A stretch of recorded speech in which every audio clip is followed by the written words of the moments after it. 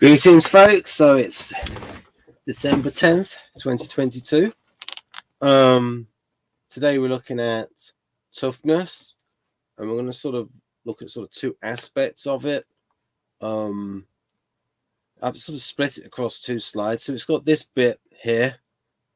I would say the coolness under pressure, knowing when to defend to get into a position to counterattack, and then the assertive part, shaping the battlefield, shaping one's circumstances rather than adapting to those, and sort of general resilience of somebody. So it's not just a case of where the SE is, it's more of a case of, if we look at all extroverting preference types, and then look at the introverting preference types, then you can sort of see the trend that it highly correlated with slots position. But what I would say is, just in general, all extroverts are pretty tough. All extroverts are tough. If we just think about it. And so, this is just, some might say that, so first of all, slot 1 SE types, very tough, resilient. This is just because of that alphabetical order, so maybe you'd put ESTP above ESFP, but in certain respects, there's this thing of like, maybe ESFP could be more resistant. It depends on different areas.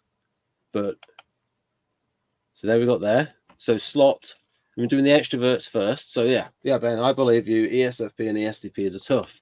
But also, ESFJ is tough. ESFJ is tough. ESTJ is tough. Then we get in third slot, SE. Then we get in fifth slot, SE. ENFJ, still pretty tough. An in-charge type, an initiator. And then we have here, ENTJ. Again, SE, still a tough type. And even when we get to ENFP, can you try ordering around ENFP? They can be pretty tough. Resilient. Very adventuresome. You can get 7-wing-8 ENFPs and ENTPs. So again, you try herding ENFPs. Same with the ENTPs. Like, they got the courage to just like debate troll people and get get the opponent angry. But again, still pretty tough. Not a bag of nerves in generally. None of those extroverts are. So you can see there's a progression there, but they're still all pretty tough. So the reason then is because I didn't want to sort of get into the extroverts that can vary a lot by toughness. So for example, we have ISFP and especially ISTP. Like, very tough ISTP. And so this is why I say it's not clear cut. So for example, you could put ISTP in certain circumstances above the others, certain others in toughness. But that could maybe vary by the ISTP. The reason why the extroverts are tough in general is that they're doing a lot of extroverting, so they have a lot of practice in those encounters in the real world, and it's just building up the toughness. Like I said, in order to make it easier, is to split it up between extroverts and the introverts. Now, with the introverts, it varies a lot. So I would actually say that in terms of interaction style, ISTP would be ahead of ISFP in terms of toughness, because ISFP is an accommodator, but under pressure, ISFP still pretty tough. And it's like these ones are going to be ahead of the other ones. And then we have SI DOMs. We've got SE here. But here's the thing. This is why it's not as clear cut, because then it's like, then you got fifth slot for ENFJ and ENTJ. Well, in terms of toughness, like you could say, oh, ENFJs and ENTJs, they are tougher than the SI DOMs. But what about your long endurance ability? Your ability to endure for long periods. Then you could say, well, your SI DOMs can do that. So, because it is only tertiary SE with, so again, different kinds of toughness. It's like how in Model G, Victor Galenka puts risk under NE. And my sort of question is, yes, but there were different kinds of SE of risk. There are SE risks and NE risks. SE risks are more physical. The NPs are less likely to take physical risks. They can have sort of like more speculative, sort of like out there risky projects, but not life-threatening. So there is that, because what you have in Model V is you've got these factors, and it's not, I'm not somebody who is like, this is always the most important factor in a clear hierarchy. Sometimes it changes. It's just that, so for example, that is why it goes like this: 1, 2, 3, 4, and then it goes 5, 6, 7, 8. Because in this half, valued, unvalued as a dichotomy is more important in the club functions than in the counter clubs. So what I mean by that is that in deciding which one of these is second, maybe it might be better to have a look at a different one. Okay, in deciding which one of these is most important, it's like, what is the most important dichotomy? So it's like, is FI the second strongest function because it's also introverted and the ISFJ is introverted? Or is FE the most important function because it's valued? And there's your answer: because it's valued, it's the most important function.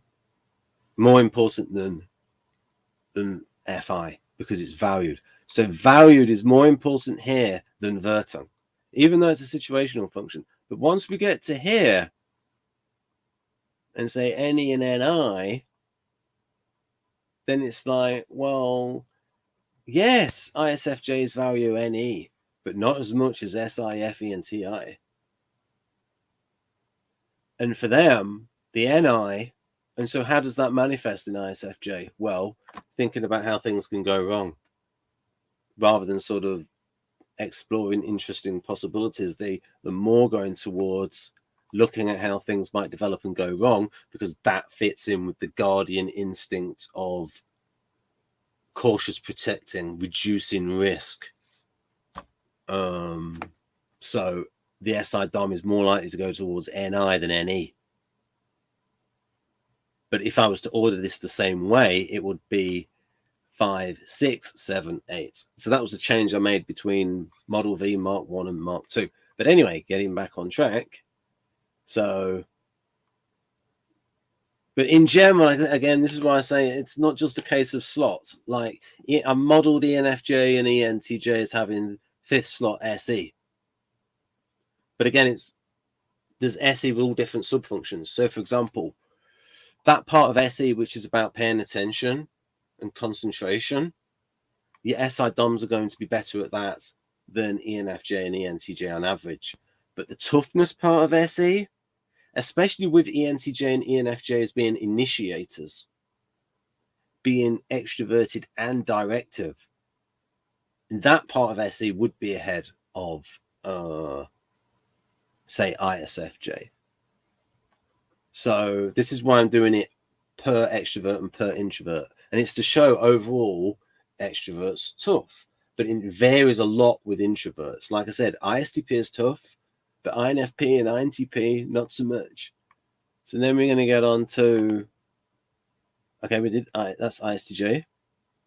Now we get on to the types that can have a problem with SE, the IN types.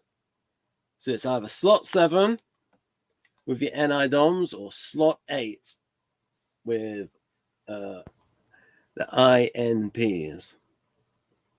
So here we go.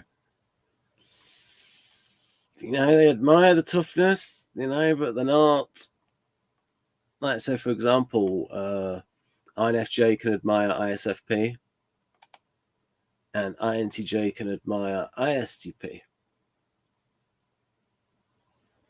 And then we have, then we get over to Achilles heel SE in INFP and INTP. So this is just a little bit of where I've tried to order the functions, the slots, in terms of strength. And in general, that is the case, but it can vary by subfunctions and other factors coming into play. There we go. So let's say, and this is where it depends on development. This is where it depends on development. So for myself, I think FI would be higher than, would maybe be maybe third or fourth.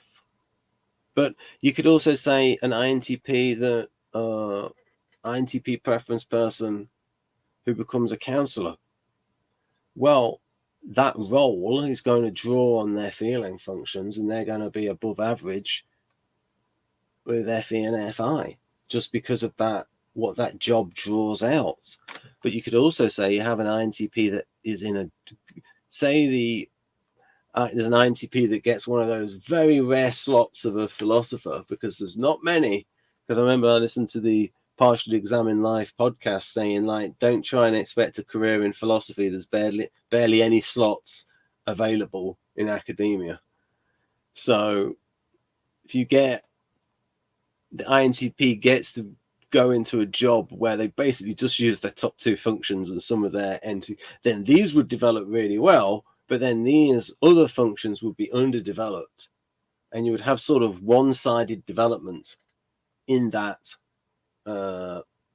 INTP. Or you could have someone like, I mean, just look at someone like, if you compare David West Kersey to David Mark Kersey, David Mark Kersey's interest, and he's been interviewed on this channel, where he's more typically, the roles he's enacted are more typical of INTP than his father. So his father he got sort of drafted to be a fighter pilot, and then he was a counselor. So again, these are not typical of INTP, because first of all, you're asking him to do sensing stuff. You're asking an INTP to do sensing stuff and then working with people, feeling stuff. Especially then counseling sort of unruly teenage boys and juvenile delinquents. So you're dealing with a lot of, like, that is out of the norm for INTP. So that's going to develop. And whereas his son, David Mark Kersey, is going more towards the classic STEM subjects and really getting in there in computing in the 60s and 70s. And David Mark Kersey then worked for DARPA. Don't ask him about it. Then Defense Advanced Research Projects Agency. And so what he then probably did that was out of preference maybe, but still within, is that then he turned his father's Kersey typology into a business, but it's still sort of within preferences. Oh yeah, it's understanding people via a system. So one of the reasons why these INTPs are creating typology systems, understanding people via a system. But do you see what I mean there? That although within that, Kersey Senior was still very INTP in his interests outside of his job, where he had a big interest in philosophy. So yeah, this is where development is a big factor. Or Jeff on this channel talking about how when he became a single father in his early 20s, where because of the responsibility of that, he had to develop a lot more a logist, and he said a lot of what he was thinking was he had to think a lot about logistics. He was sort of forced more into a role typical of ISFJ as a single father. So that would sort of like take somebody out of preference.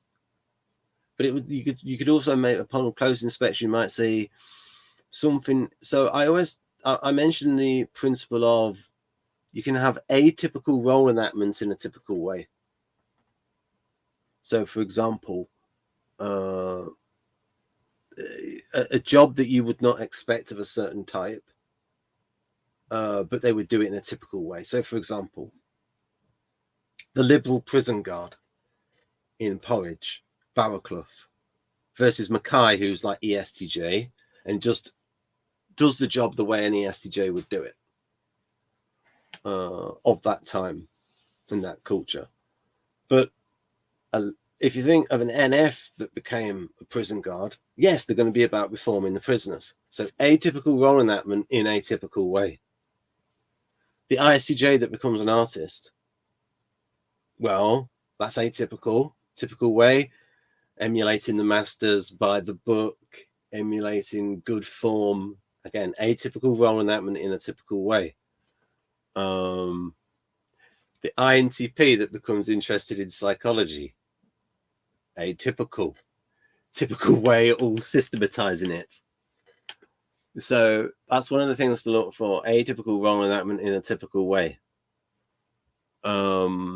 Because usually someone has more control over how something is done than what he or she does. Because there's certain things that people have to do and they'll do it. There's some of the in his or her own way. Right then. So that's pretty much it. So in general, I can say all extroverts are tough. And it varies a lot for the introverts, from ISTP, who's pretty much most ISTPs are going to be tough, down to INTPs and INFPs. So yeah, so that's something to be said for this model, where there are three factors in play. There is valued, unvalued, as we're looking at NIT here, the contender rational INTJ. There's valued in green, unvalued in the other color. You can see what you can see. There's valued, unvalued. That's an important dichotomy. Verting is an important dichotomy. And also club versus counter club.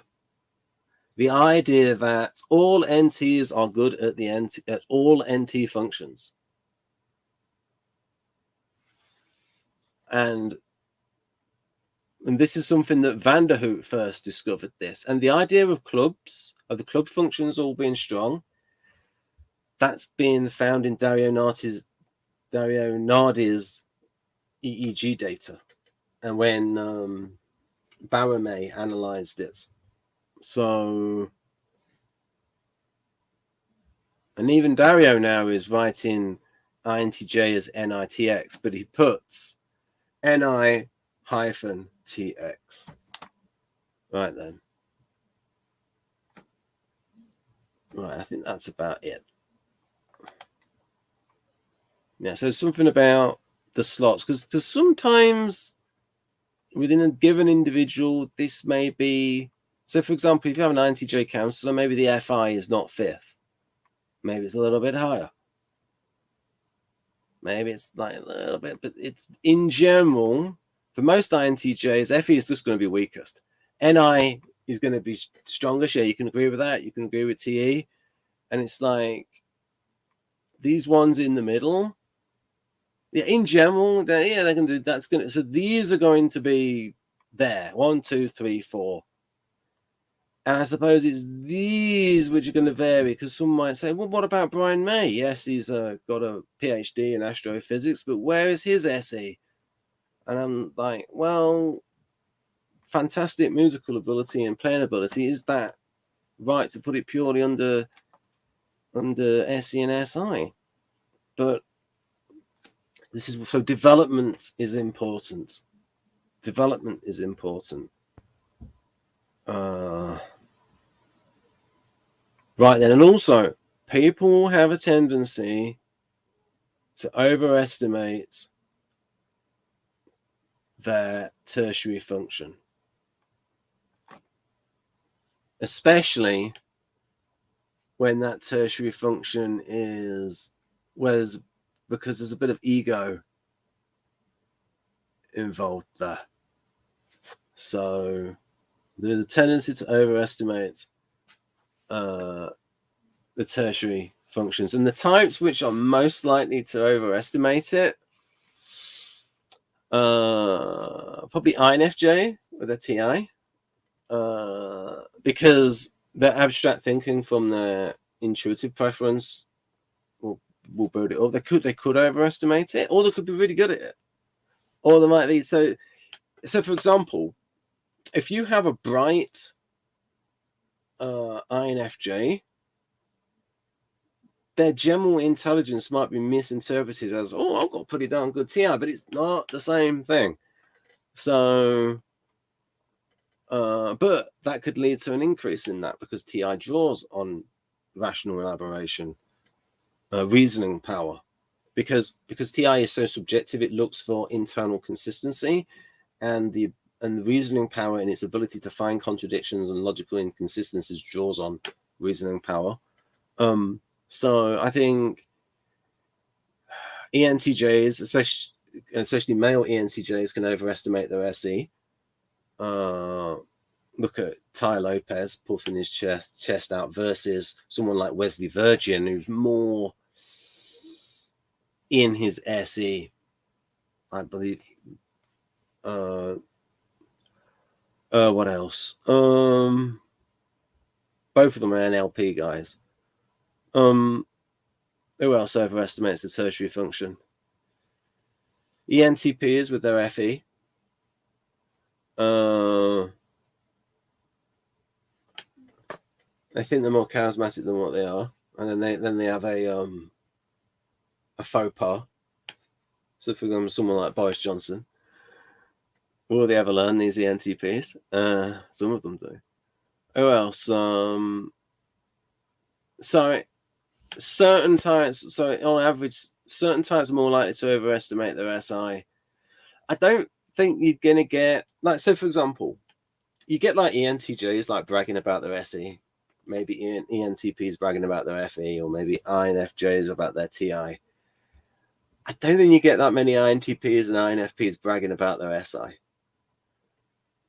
Maybe it's the nature of the function, because stronger SI might relate to, oh, they're worried more. So we're sort of brag about being more cautious or worrying. So it might depend on the nature of the function. And so there's these other factors, like you're going to ISFJ brag about their TI. So it depends on. So yeah, so there's sort of other factors, as I said, that sort of bring in. But as a general rule, certain types, you got to watch out for that, can tend to overestimate their tertiary function. Let me see if I've missed any. ESFJ? Possibly think they are funnier than what they are because they're using NE for FE reasons, but I think they'd pick that up, so not really. ENTP, like I said, with FE can overestimate their people skills because not everyone might value that NE humor. ESTPers with FE, possibly they can become very good at FE situationally because they are very good readers of body language and the ability to read the room. So you can have a situationally very good FE when the ESTP is on. I can't keep that up 24/7 though, but when it's on, like the ESTP politician that can maintain that public life persona for years. Time to switch on the charm. I'm just going through the quadras and thinking about the tertiary. I mentioned INFJ. INTJs don't brag about their FI because they don't care about that, because they keep that to itself because it's FI. Do ESFPs brag about their TE? No, but they might. It depends if the Enneagram 3 fixated. They might start getting into sort of like the success they've had, sort of things like that. What else? ISFP with NI. If the ISFP is Enneagram 4 fixated, especially primary, they can think they're an idealist. Watch out for that. The ISFP 4 looks like an idealist. Like Prince, ISFP 4. David Bowie could have been, I know he was a 4, David Bowie. I'm pretty certain of that, but was he idealist or was he an ISFP? So their NI could come through in the ISFP going on the mystical stuff in order not for the sake of NI, but for the sake of, oh, this is how different I am because of the 4. So that's 4 FI reasons. I did, yeah, and I've mentioned ENTJ with SE, yeah, puffing the chest out, especially the male ENTJs.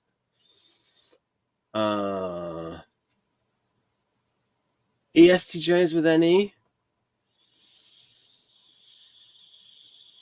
maybe like get that sort of office person who thinks they're funnier than what they are. Maybe, but not so much. Because it also depends on like how braggy the type is anyway. To like brag about it, but then again, that's part of it. Okay, so it did ENFPs with their TE.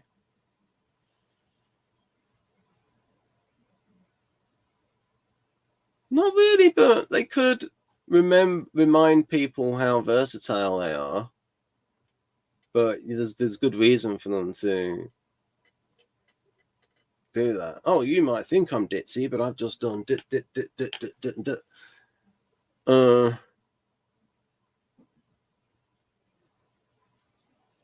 What else? So the ICJ doesn't really care.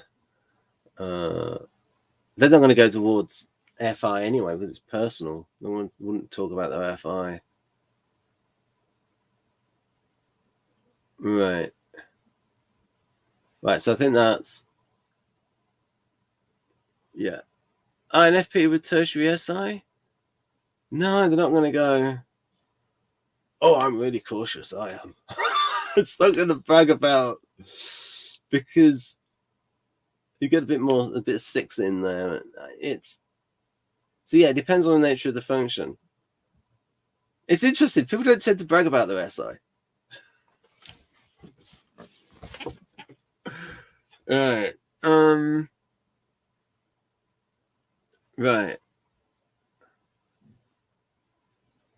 So there you go. So those are my thoughts there on how the tertiary function can manifest. One thing to note about INFJs and what I was saying there about their TI, I think it's because they're in a context of they're dealing with the TI system in terms of Jungian typology. So it gives them an opportunity to sort of get into their TI. And so there's a little bit of that, an element of wannabe INTP in INFJ with the system, but of course they have over the INTP greater psychological understanding, much greater psychological understanding. Right. There we go. And it's like the observations of people of INFJs can be very good. But again, your mileage is going to vary a lot by 10 people of the same type.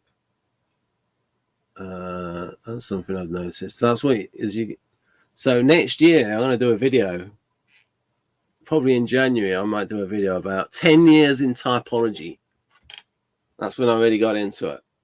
I really got into typology in January 2013. And then I hope to do 4 more videos with Haley and Jonathan on the functions. Next one will be FE, and then Wilma's housemates.